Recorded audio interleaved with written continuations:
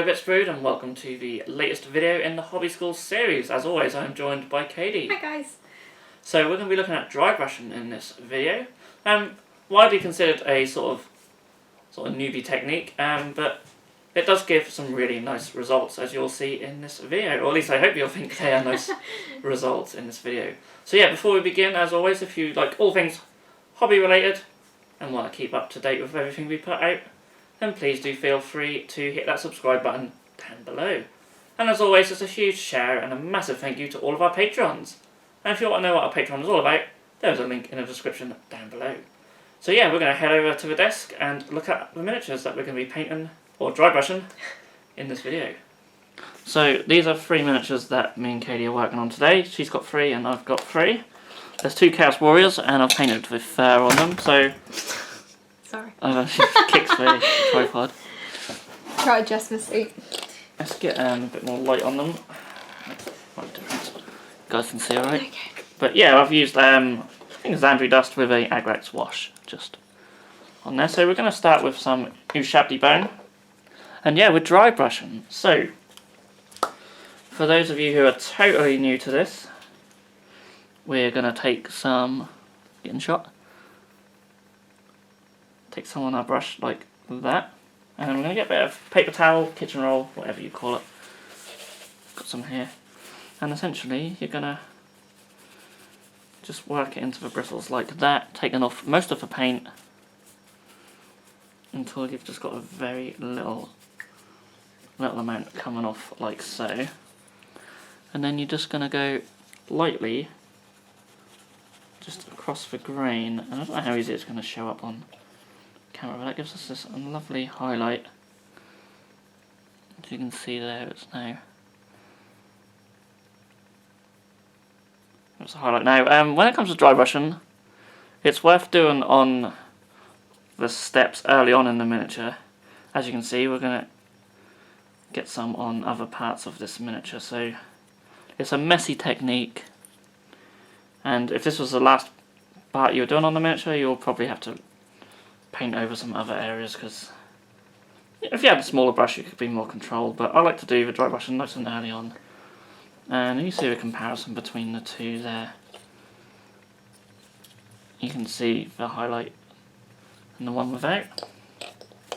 And sometimes I like to just go back into what's on my kitchen roll and get a bit more, because sometimes it's not as fully dry, so you can sort of reuse that little bit.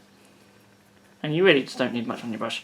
Now, in terms of the brushes, which I haven't mentioned, these are just like makeup brushes I got really cheap off eBay. Don't go using your nice size zeros or whatnot for this. GW do their own dry brushes, which aren't too bad. There are sort of special ones you can get, but really just get cheap throwaway brushes, because it's not a technique that's great for your bristles. I do recommend using some brush cleaner soap after dry brushing as well, if you want to maintain the life of your brushes. But yeah, I'd get loads of these really cheap off eBay. I can't remember how much, but if you just search for like cheap makeup brushes, they work really well. They look like this when they're new. As you can see, dry brushing has took its toll on this one. Did you like deliberately cut this one that I'm using? No. Really? That's just how it is. Oh wow. They're all sort of different, you see, so you get a pack and they're all different. You get lots of different sizes and stuff. So I'm really liking this. It's yeah, like that's quite a nice one there. Ooh, if I can get it. It's really dense. Yeah, so some are more dense. It works so well. I'm going to take some Wraithbone and do a further highlight now. Now you'll notice that we're just using regular Citadel paints. They do have a dry range of paints. They are nice, they have some nice colours. But I mean, people are dry brushing with normal acrylics for years before they even existed, so you don't need the specialised dry paints. They're just sort of heavier, pigmented. They're a lot thicker. They are good for dry brushing, especially the newer batches. When they first came out, they were a bit too hard, really. And then lightly go over. Now I'm going very lightly. It's very important to go lightly. You'll see some people really dry brush really heavy, and the miniature's moving about like that. If the miniature is moving about a lot in your hand, then you know you're dry brushing too heavy. And it's always best just to gradually build it up with several light passes, and let's just do one heavy. And just show you on the horns, you can sort of see it building up there as I go over the horns. Now I'm not going to keep the horns this colour, but it does show off the dry brushing quite nicely.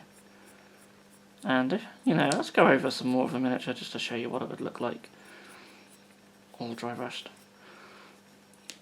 You can see it does help bring that detail out on the miniature. And another thing you can do is if you spray your miniatures black and then dry brush over with a white, gives you this nice sort of highlight stage. It does help sometimes if you've got sort of bad sculpts. Oh, I'm whacking the tripod now. If you have like a bad sculpt, then sometimes this step can help just show where all the detail is, because sometimes it can be hard on certain miniatures to see where the detail is. I am finding that with some of my Critical Role miniatures lately. And just to show you the difference between them two steps. So the extra highlights, really nice. I mean, that looks really cool on there. That looks awesome. Really nice. There's the lighter colour. I've done it. You done on both of them? She's quicker than See, I am. I'm good at dry brushing. I can actually claim to that in this video. We have an A-star student in this episode of Hobby School. Indeed you do. It's one of my favourite techniques to use. Well, should we check your work? Yeah, see what the viewers think? Oh yeah, lovely, yeah. So there you go.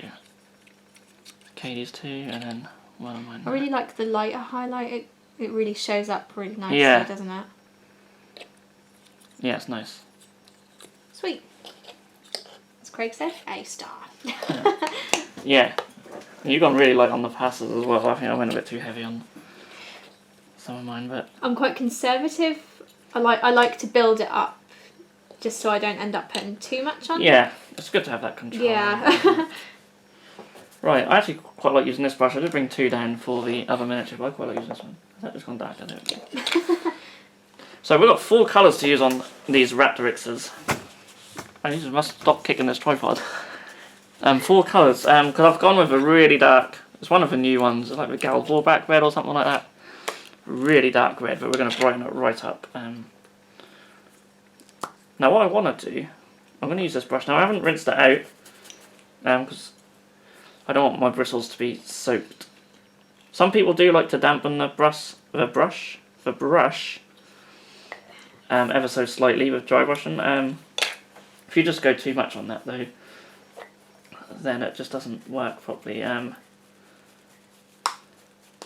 hoping to get the Artist Opus dry brushing set soon, because they come with a dampening pad, which I'm going to try, and maybe we can do that in a future That sounds cool. video. So yeah, doing the same thing with the red. And then we're going to now lightly go on the wings. Now this is going to be really subtle to begin with, but I'm going over all of the wings with the corn red. So I don't know how well the camera's picking up this highlight at all, because it's really subtle.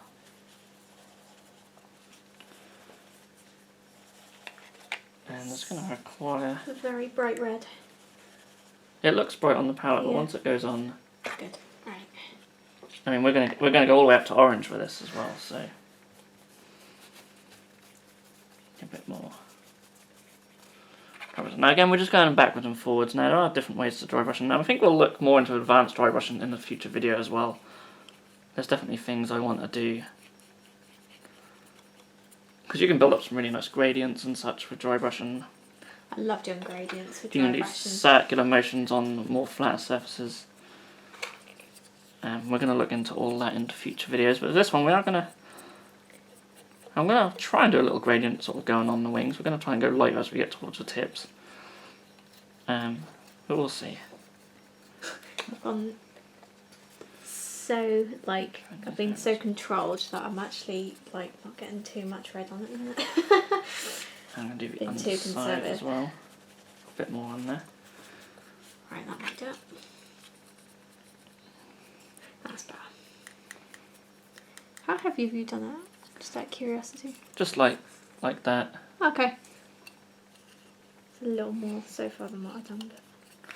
Yeah, because it's quite subtle, I just want this to be all over and just maybe not ridiculously heavy. Yeah, it's but... lovely. Comes out really nice. So I'm going to move on to the Mephiston red now. I'll catch up. I'm not going to wash the brush out between steps. Just going to keep going. And the colour you put on will blend slightly on the brush with the previous step, so it helps as well. Now this Mephiston red is very bright, and my paint's a little bit thick, which will actually help in this situation. But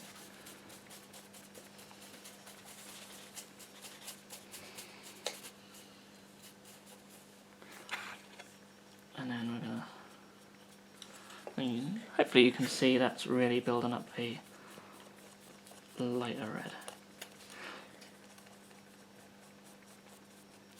So yeah, so it's mainly seen as sort of a fairly beginner's technique, but a lot of people utilise it in different ways. I seem to have got some. I got some shafty bone on my fingers there, which has got on there, but hopefully we can go over that with thingy. I'm not too fussed, but we're just here to demonstrate the technique. Certain paints seem to like to get on your fingers a lot. I don't know why. I find golds are really bad for that. Just get everywhere. That and silver. Yeah, metallics are just getting in there. So again, because it's the first colour we're putting on the miniature, we can be sort of quite messy with it. As long as we get it on the areas we want, we don't really care where it ends up elsewhere on the miniature. I'm going to run a little bit under there. I'm not even sure what colour to do for skin on these. I might just leave it black. I think that look quite cool.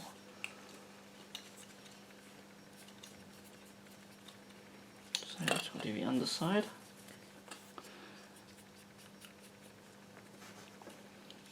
That shows how quick you can do these highlights as well. You know, this whole video is in real time. You don't really need to wait for the previous layers to dry. They sort of almost dry instantly once they're on the miniature as well, which is another cool thing about dry brushing. Let's go into Evil Sun's Scarlet now.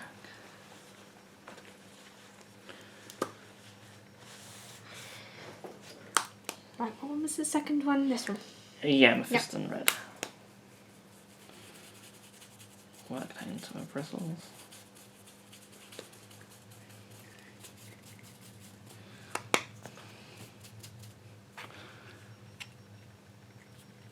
And again, sort of going from that edge. It's like a pinky colour. I didn't realise that. It's really nice. Yeah, it might go a little bit pinky if there's a bit of the previous colours on your brush again, so sort of watch that. Mine seems to have dried out. And then just going from the tips across like that. Again, just on the top.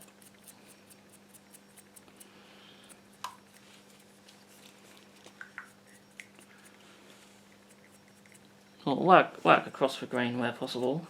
Not always possible, but That's better. go along there. And on this sort of neck, this sort of frill around his neck, it's sort of picking up these areas, which is quite nice. I quite like that. And underneath, just do these edges.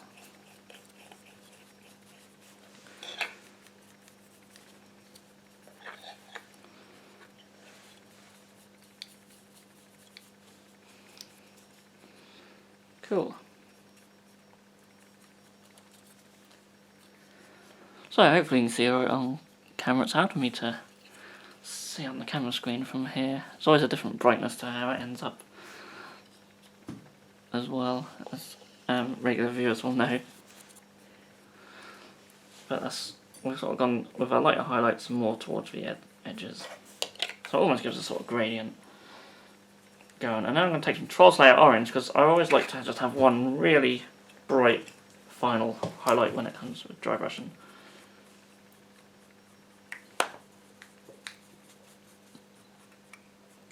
And because I haven't washed my brush out between steps, it will mix in a little bit of the previous red so it won't be as bright, which is nice as well. So should work quite nicely. And then really just go along the tips, working across.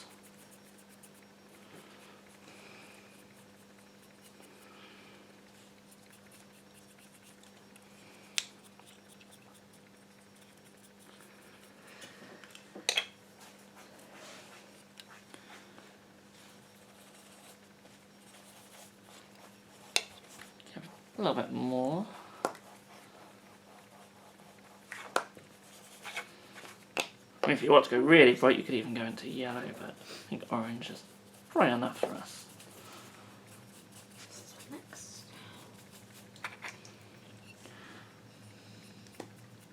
So I'm actually going to make another pass on there, just to get even brighter. So don't be afraid to build up layers. It's always easier to build them up than it is to take them away. And yeah, that's the sort of effect that I was looking for, so I'm really happy with that. Almost fiery. Sort of going from a darker red to a nice bright orange. Like I say, you could even have gone into a yellow, but I quite like the orange. And then we'll do some just around the edges of the frill.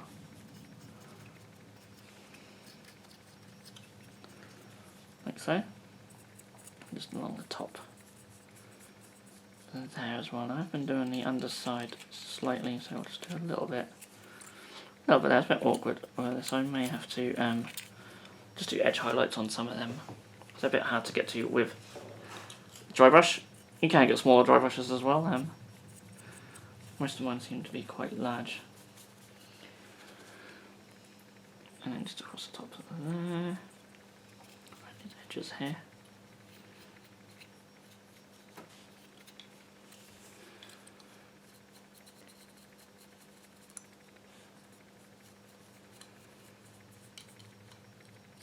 Around them.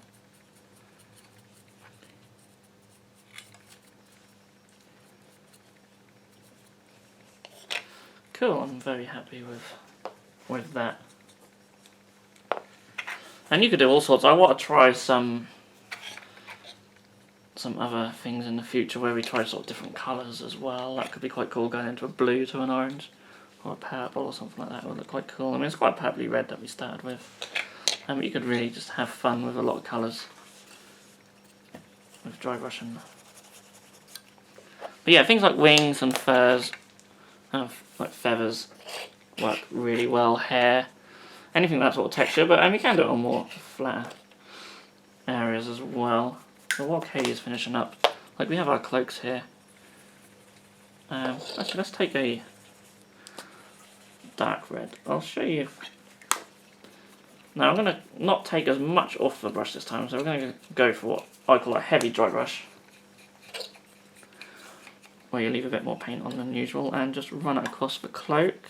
Now obviously you've got to be careful of them fur areas.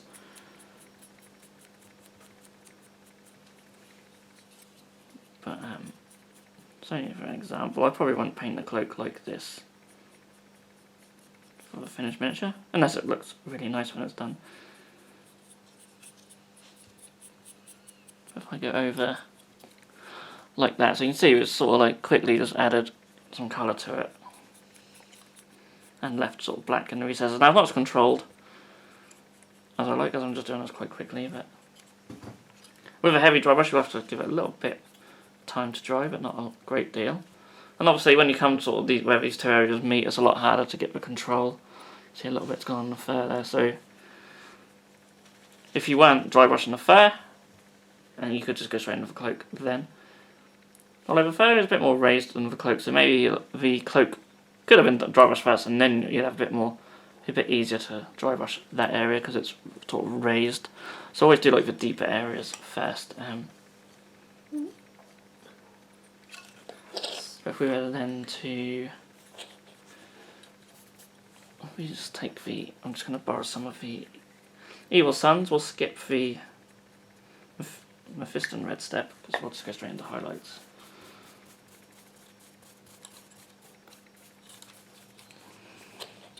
I really like how mine's come out. And again, going a bit thicker than usual, but being more selective this time, so hitting them more raised areas. Give us a nice little highlight on that. Or you doing the heavy dry brushing on the cloak? Yeah, just to show viewers what that's like while you finish up your wrapped rigs. Oh, is he done? Did you do the orange as well? Yeah. Oh, let's have a look. I have been very, very gentle with it. I don't like it too. Yeah, so you've been more sort of subtle.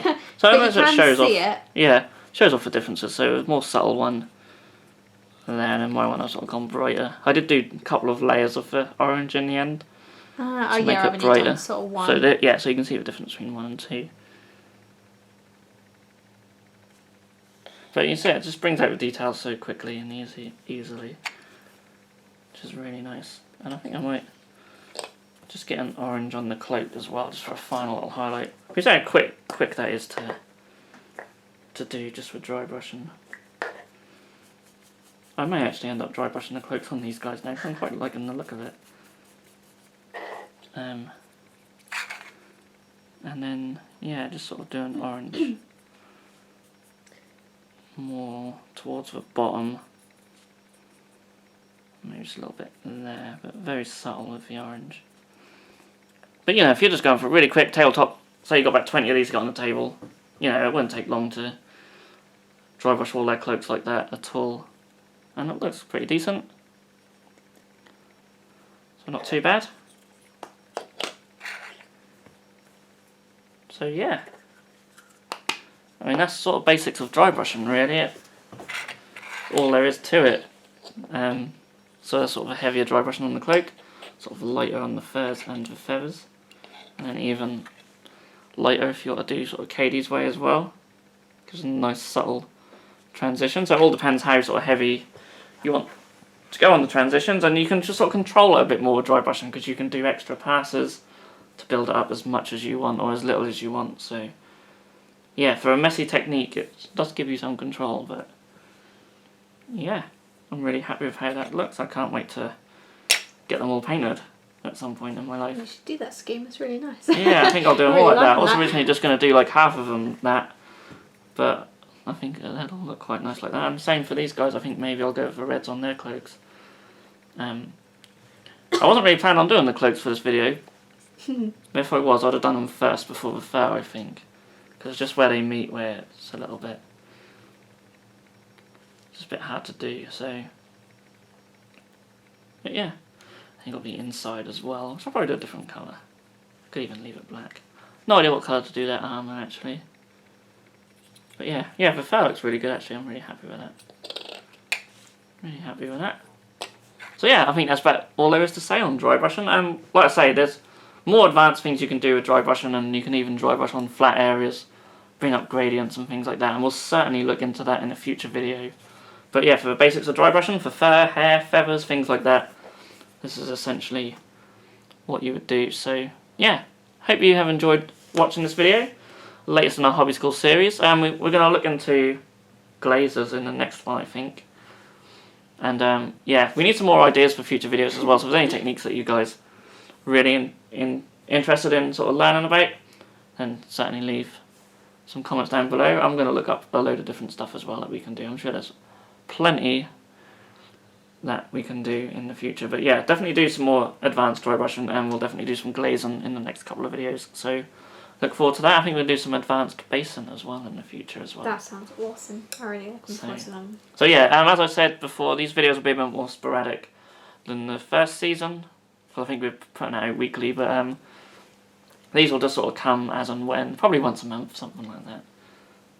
Because we have games and all sorts planned for the future, so look out for them.